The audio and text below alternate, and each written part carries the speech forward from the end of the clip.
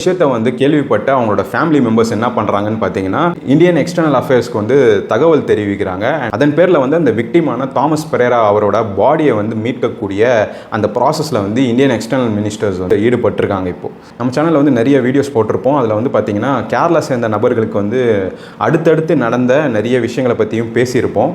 அந்த வரிசையில் வந்து இப்போ தாமஸ் பெரேரா அவரோட இந்த உயிர் இழப்பும் வந்து சேருது. ஸோ அதில் வந்து இம்பார்ட்டண்ட்டாக ஒரு விஷயம் என்ன சொல்லியிருக்காங்கன்னு பார்த்தீங்கன்னா, அந்த 10 பேராக சேர்ந்த அந்த பார்டர் கிராஸ் பண்ண ட்ரை பண்ணுறாங்களே, அதில் ஒருத்தர் மட்டும் வந்து ட்ரக்ஸ் வந்து கடத்தின மாதிரி சொல்கிறாங்க. தாமஸ் பெரேரா உயிர் இழந்துட்டாரு அப்படின்னு சொல்லிட்டு இந்த நியூஸை கேள்விப்பட்டோன்னே அவங்களோட தாயார் வந்து கதறி அலறதை நம்ம பார்க்க முடியுது. ഞാൻ പോകുന്ന നിമിഷം വേഗം തൂക്കിയിട്ടുണ്ട് പോണ സമയത്താണ് വൈഫിൻ്റെ അടുത്ത് പറയുന്നത്.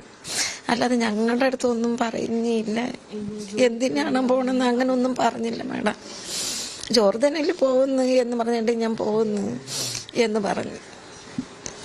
അവൻ തന്നെ പൈസയൊക്കെ മറിച്ച് കൊടുത്ത് തന്നെ പോയത്. കരീബിൻ്റെ അടുത്ത് പറഞ്ഞ ഇവള് വിടൂലെന്നറിയാം. കരീബിൾ ഒറ്റയ്ക്ക് ഉള്ളു, മക്കളും അവൻ കണ്ടവരാണ് அடக்கங்கட்டு குடும்பம். அண்ட் அவங்கள வந்து மீடியா வந்து கேள்வி கேட்டப்போ வந்து எங்ககிட்ட வந்து அவன் ஜார்டான்லேருந்து இஸ்ரேல் போகிறத சொல்லவே இல்லை, எங்களுக்கு எதுவுமே தெரியாது, எப்படி அது வந்து நடந்துச்சு, ஏன் அவங்க அந்த மாதிரிலாம் பிளான் பண்ணாங்க எங்களுக்கு தெரியாது, திருவனந்தபுரத்துலேருந்து ஜார்டானுக்கு போகிற விஷயமே எங்களுக்கு வந்து கிளம்புறதுக்கு ஒரு நாள் முன்னாடி தான் அவன் எங்ககிட்ட சொன்னான், ஏன் அவன் இப்படி பண்ணான்னு எங்களுக்கு தெரியல அப்படின்னு சொல்லிட்டு கதறி அழுறாங்க. அவங்க ஒய்ஃப் தான் வந்து இந்தியன் எக்ஸ்டர்னல் அஃபேர்ஸ்க்கு வந்து காண்டாக்டில் இருக்காங்க. அண்ட் அவங்க தான் வந்து அந்த பாடியை மீட்கக்கூடிய அந்த ப்ராசஸில் வந்து ஈடுபட்டிருக்காங்க. ஒரு டூரிஸ்ட் விசா எடுத்துகிட்டு ஒரு கண்ட்ரிலேருந்து இன்னொரு கண்ட்ரிக்கு வந்து இல்லீகலாக இன்ஃபில்ட்ரேஷன் பண்ணால் என்னெல்லாம் ஒரு கான்சிக்வன்சஸ் ஆகும் அப்படிங்கிறதுக்கு இது ஒரு எடுத்துக்காட்டாக இருக்குது. ஸோ இந்த ஒரு சம்பவத்தை பற்றி நீங்கள் என்ன நினைக்கிறீங்கன்ற உங்கள் கருத்தை வந்து கமெண்ட் செக்ஷனில் தெரியப்படுத்துங்க.